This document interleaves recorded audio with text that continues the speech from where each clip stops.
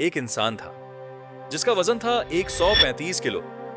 Doctors ने साफ कह दिया था अगर यही चलता रहा तो हार्ट अटैक आ जाएगा। लोग उसे देखकर हंसते थे और वो खुद से नफरत करता था। वो हर रोज डिप्रेशन में उठता था और हर रात आंसुओं के साथ सोता था। आज वही इंसान दुनिया का सबसे टफ आदमी कहलाता है। यूएस नेवी सील्स की ट्रेनिंग, जहां 70% लोग पहले हफ्ते में हार मान लेते हैं, उसने वो ट्रेनिंग 3 बार पूरी की। और बैड वाटर 135, 217 किलोमीटर की वो रेस जो डेथ वैली की 55 डिग्री गर्मी में होती है, उसने वो भी जीत ली। ये एक कहानी है डेविड गॉगिंस की,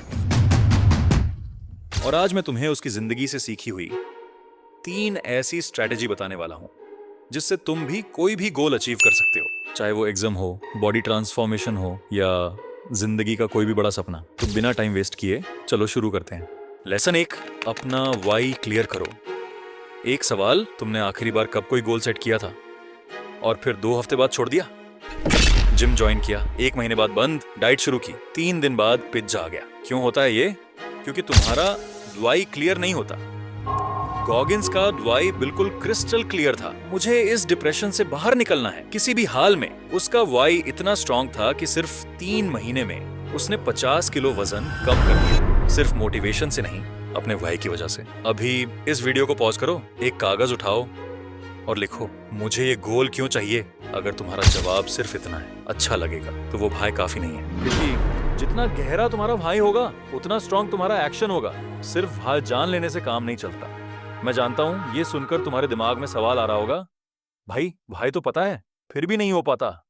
इसीलिए आती है strategy number 2, start with small wins. हम सबने ये किया है। संडे रात को प्लान बनाते हैं, कल से जिम, डाइट, 6 बजे उठना, 1 घंटे पढ़ना, सब कुछ एक साथ।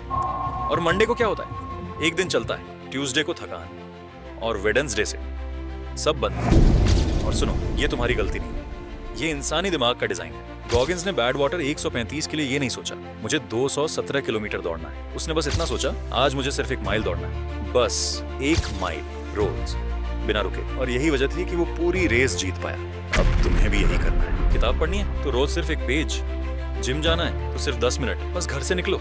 एग्जाम की तैयारी करनी है तो रोज सिर्फ 1 चैप्टर, लेकिन सही तरीके से। क्योंकि छोटी जीत तुम्हारे दिमाग को ट्रेन करती है, और एक दिन तुम पीछे मुड़कर देखोगे तो तुम्हें खुद यकीन नहीं होगा कि तुम कितनी दूर निकल चुके हो। अब ये दोनों स्ट्रैटेजी समझ आ गई, लेकिन एक प्रॉब्लम अभी भी बाकी है, और वो प्रॉब्लम है हमारा सबसे बड़ा दुश्मन, हमारा अपना दिमाग। इसीलिए आती है स्ट्रैटेजी नंबर 3, और ये सबसे इंपॉर्टेंट है। Lesson 3, the 40% rule.